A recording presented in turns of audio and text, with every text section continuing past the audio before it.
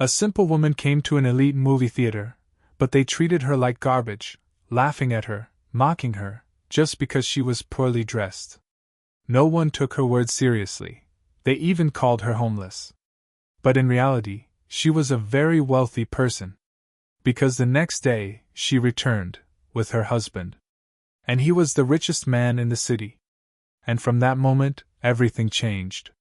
The glass doors whooshed open with a hiss, and in stepped a woman who did not belong. Her coat, what was left of it, hung off her like a shed skin. Frayed denim sleeves barely clung to her wrists, and mud caked the hem. Her boots were army surplus, cracked leather sagging at the ankles. She stood still, blinking against the opulence that surrounded her. The Regal Crest Cinema was not built for the likes of her. The marbled floor gleamed like ice. Velvet ropes lined the foyer like royalty was expected any minute. Men in cufflinks and women in fur coats lingered by the crystal concession stand, sipping champagne, waiting for the next private screening of The Last Quiet Billionaire. It was the kind of place where a movie ticket cost more than rent, where entry was invitation only, or, for the right type of rich, no invitation was needed at all. She stepped forward. 1. 2. Ma'am? The voice came like a whip crack from the reception podium, where two attendants in matching tuxedos were frozen in disbelief. 1. A lean man with slicked back silver hair and lips curled like a hook stepped in front of her. His name tag read Peter in blocky gold letters. "I'm sorry," he said, his voice syrupy and loud enough to gather stares. "We don't allow loiterers inside." She said nothing. Just reached into her torn jacket and pulled out a small, crumpled envelope. "I'd like a ticket," she said, voice so soft it felt like a prayer. Peter's lip twitched. "For which film?" he asked, not moving to take the envelope. "The 7 o'clock showing of." "Right." He turned to his colleague, who was already suppressing laughter behind a gloved hand. "She wants the 7 o'clock, Harold." Harold's shoulders shook. "Popcorn with that, sweetheart? Maybe a chilled Dom Perignon while you're at it?" Their voices rang louder now, more confident, as others began to notice. The older couple by the concierge gave a disapproving glance. A girl in high heels clutched her purse tighter. Two teenage boys in limited edition Balenciaga hoodies began filming. "Look at this," one whispered. "Homeless chick thinks it's open mic night." Peter's tone shifted, the disdain now laced with venom. "Listen, ma'am, this is a luxury experience. For members. Patrons. Not for people looking for a place to warm up and use the bathrooms. I have money." She held out a small wad of bills, creased, old, but real. He didn't even look. "We don't accept cash.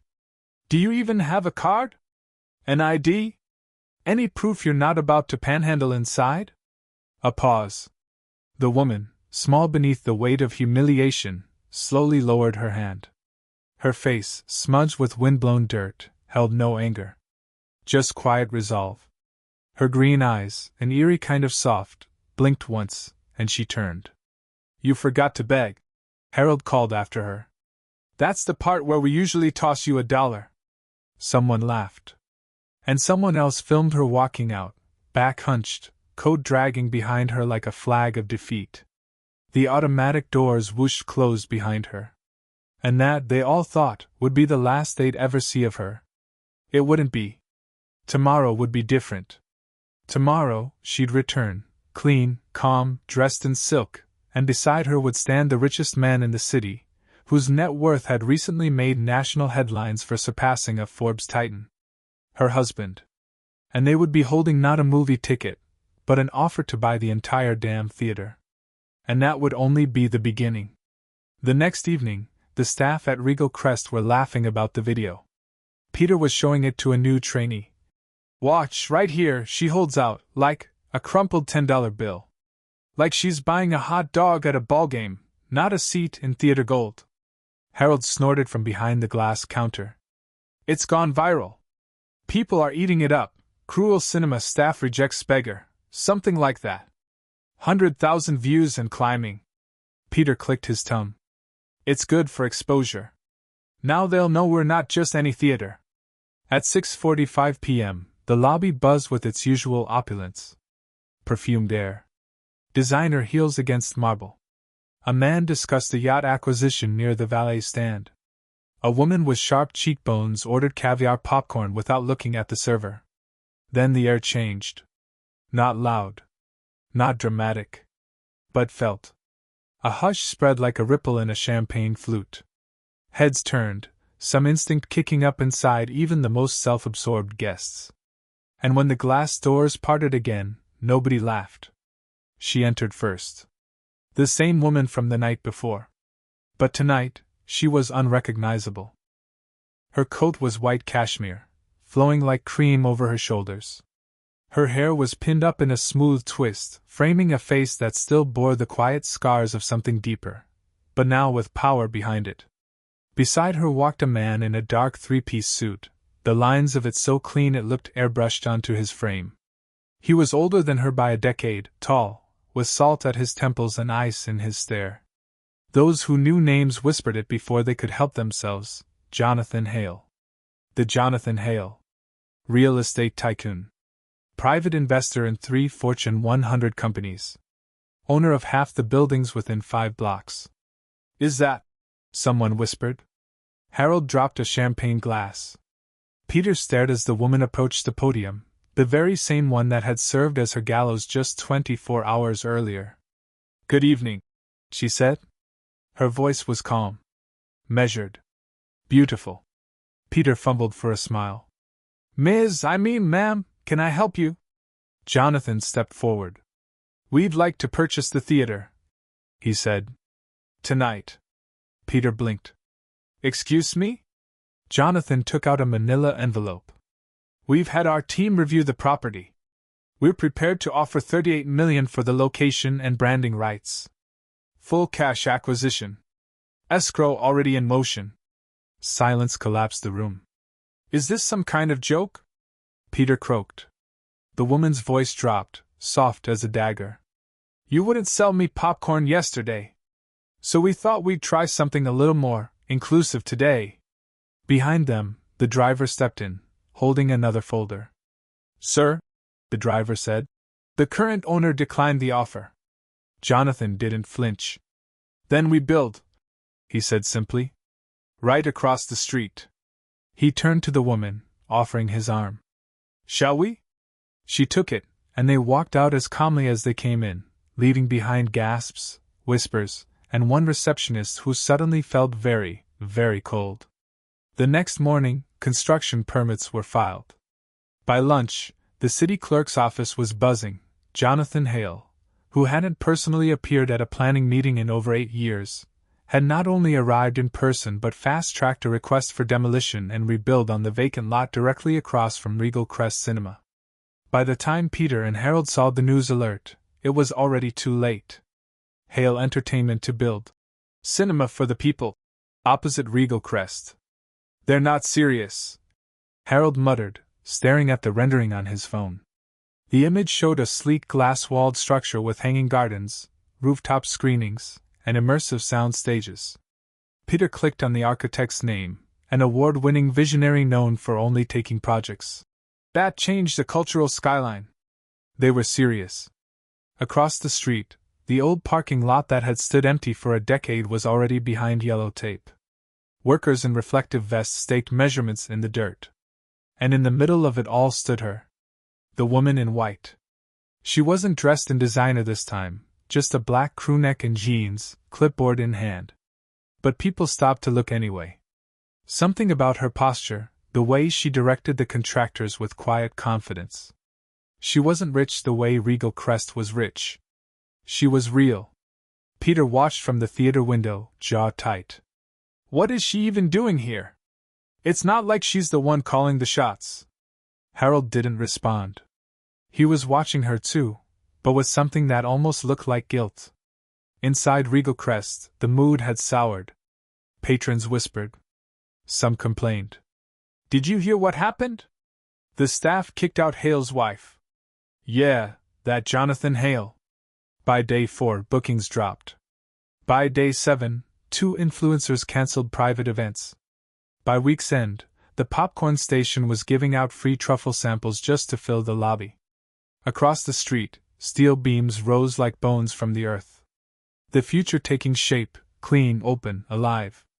And the woman, no longer ignored, no longer mocked, stood at its heart. She wasn't building a theater. She was building a reckoning. 2 weeks later, the Regal Crest no longer smelled like money. It smelled like fear. The foot traffic was thinning. The concierge was gone. And every staff meeting started with the same brittle command from upper management. Don't bring it up. Don't say her name. But they didn't need to. She was everywhere. Her face was now on billboards. Not fashion ads. No, that would have been too easy. These were full spreads showing her standing in front of the new Hale Lux Cinemas site, hard hat on, hands folded calmly in front of her, tagline below. Experience what you were never allowed into. The photo went viral. So did the backstory. Someone had found the security footage. The original video, Peter sneering, Harold laughing, her being turned away, was now stitched into 1,000 TikToks, set to slow piano music, overlaid with text like, "She didn't belong," until they remembered she owns half the street. The backlash was merciless. Yelp reviews tanked. Customers left scathing Google ratings not about the films, but about the arrogance. Staff treats you like cattle unless you wear Prada. The popcorn isn't even good. And they tried to humiliate the woman funding their competition. And the worst part? She never said a word. She didn't do interviews. She didn't post. She didn't boast. She let them collapse under the weight of their own cruelty. Meanwhile, Hale Lux rose like a monument. Gold-framed windows. A cafe on the mezzanine. Private screening pods with curated sound domes and velvet recliners. And in the middle of it all, she remained. Her name was Ava Hale. No longer that homeless woman. Not that beggar. Ava Hale, co-founder, designer, curator, and, as insiders soon leaked, the visionary behind the cinema's ethos. No dress codes. No status checks. Just story. Peter sat in the manager's office one night, lights dimmed, fingers trembling around a paper cup of coffee. The sales reports were catastrophic. Across the street, Hale Lux flickered to life. Neon signs pulsing. Lines stretching around the corner. He could almost hear the laughter from that first night echo in the empty theater hall behind him. They thought they'd crushed her. But she had built something louder than revenge. She'd built a home for everyone they'd ever turned away. The line stretched down the block. It was like a festival, no, a movement. Families. Teens in hoodies. Elderly couples with canes and thermoses of cocoa. A boy in a wheelchair wearing a Spider-Man cap. Not a single diamond necklace or satin glove in sight. But there was laughter. Real, hearty, unfiltered joy. Across the street, the Regal Crest stood quiet. The doorman leaned against a marble pillar with no one to greet. Inside, the velvet lounges were empty, echoing with classical music and the distant hum of a projector playing to no one. At Hale Lux, the red carpet wasn't velvet, it was denim blue. The color Ava had once worn when she was turned away, her jeans torn and muddy. Tonight, it meant welcome. Tonight, it meant we remember. The doors opened. Ava stood just inside, her smile quiet, her posture grounded. She wore no jewelry. Her black blazer was crisp but plain. Her hands clasped in front of her like she was hosting guests in her home, which, in a way, she was. Jonathan stood beside her, not towering over, but beside. Always beside. His arm brushed hers once softly. She glanced up. They exchanged no words, just a look that said, "We did it." Then the crowd began pouring in. Peter watched from behind the tinted glass of Regal Crest's upper lounge. He hadn't been fired, but he may as well have been. His desk had been moved to a back office. No more customers. No more commissions. Just silence and clickbait articles titled, "From Gatekeeper to Ghost, The Fall of Regal Crest." He stared at the sea of people crossing the Hale Lux threshold, and for the first time, truly saw her. Ava Hale. The woman he'd mocked. Blocked. Humiliated. And now, the woman who had reshaped the city's cultural heartbeat. Inside Hale Lux, guests took their seats. The ceilings arched with soft stars. Screens curved around viewers like constellations. Popcorn came in bamboo bowls. Ushers wore denim jackets embroidered with the words, "Everyone belongs." The lights dimmed. A hush. A single spotlight fell on Ava as she stepped forward. "Before we begin tonight's film," she said gently, "I want to thank you. All of you." She paused. 2 months ago, I stood in front of another theater just across the street, and I was told I didn't belong. I was told I wasn't dressed right. That I wasn't welcome. I didn't argue. She smiled. I came back with something better. The crowd erupted. But Ava simply stepped aside, the screen flickering to life behind her. And the stories, finally, began. Regal Crest's foyer was empty. The chandeliers still sparkled. The leather chairs still gleamed. But no one sat in them. The scent of truffle-buttered popcorn clung to the air like desperation. Peter watched as a single customer, an elderly man in a moth-bitten blazer, ambled in and asked for a senior discount. Harold, once smug and theatrical, now looked up from his stool with a face drained of fight. "Sorry, sir," he said without lifting his eyes. "We don't offer that." The man turned and left. Just like everyone else. Across the street, Hale Lux was thriving. The third week after launch had seen a record 20,000 guests. Every showing sold out. Social media glowed with praise. Photos of the rooftop garden theater, videos of people crying after Ava's post-film Q&A, hashtags like #CinemaForEveryone trending in cities that didn't even have a Hale Lux yet. But Regal Crest? It was rotting from the inside out. Suppliers started pulling out. Distributors refused to license early-release films. VIP sponsors withdrew their support after their names were tied to the theater that mocked a woman and got buried by her. Peter paced the manager's office late one night, sweat clinging to his shirt collar. "We need a plan," he muttered, dialing the owner's number. "We're hemorrhaging." The call went to voicemail. No one wanted to save them. Especially not after Ava and Jonathan Hale made their next move public. They were expanding. 2 more Hale Lux locations in neighboring cities were already breaking ground. Ava appeared on the cover of a major culture magazine under the title, "The Woman Who Tore Down Velvet Walls." She still hadn't said a single cruel word about Regal Crest. That made it worse. The silence was louder than an attack. In the Regal Crest break room, Harold sat alone, scrolling through his phone. A photo popped up, taken the night Ava had returned.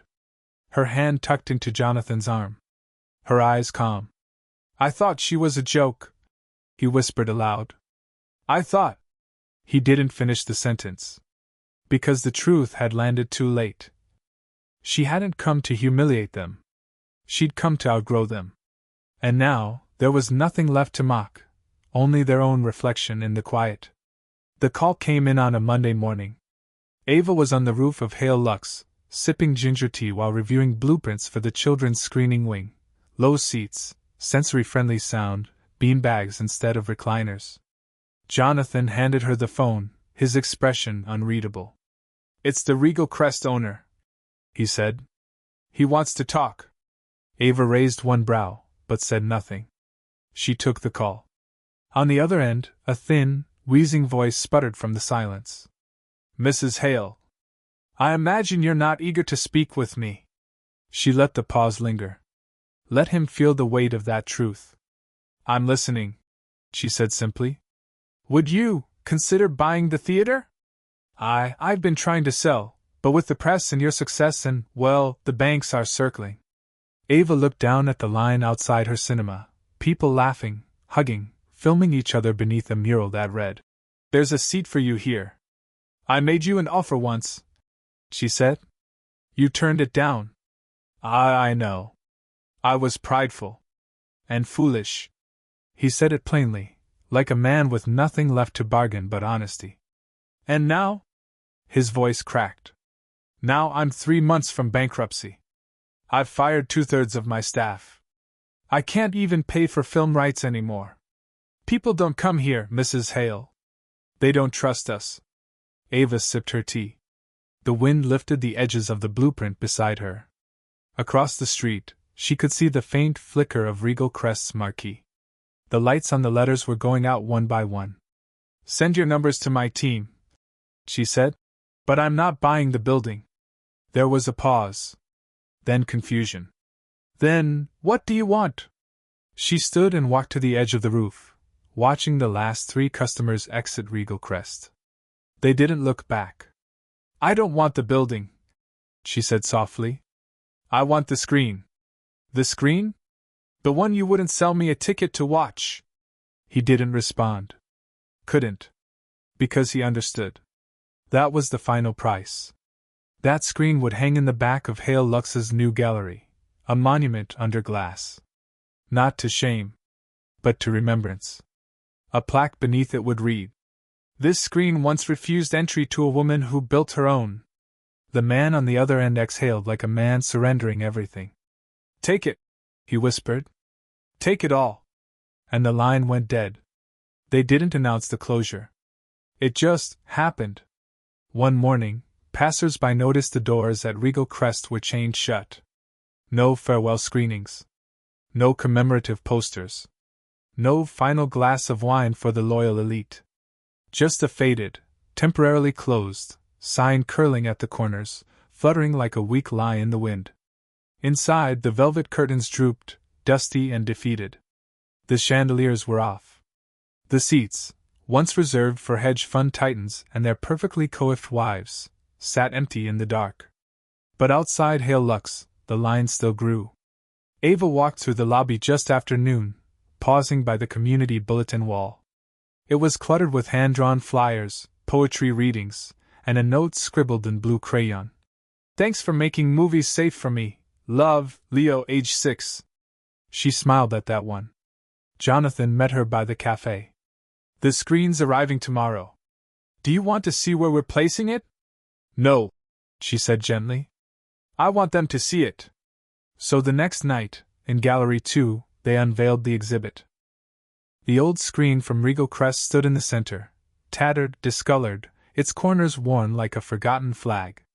Around it, Ava had arranged portraits, faces of patrons who had been turned away, dismissed, mocked over the years for being too loud, too poor, too unfamiliar. Each frame held a short story underneath.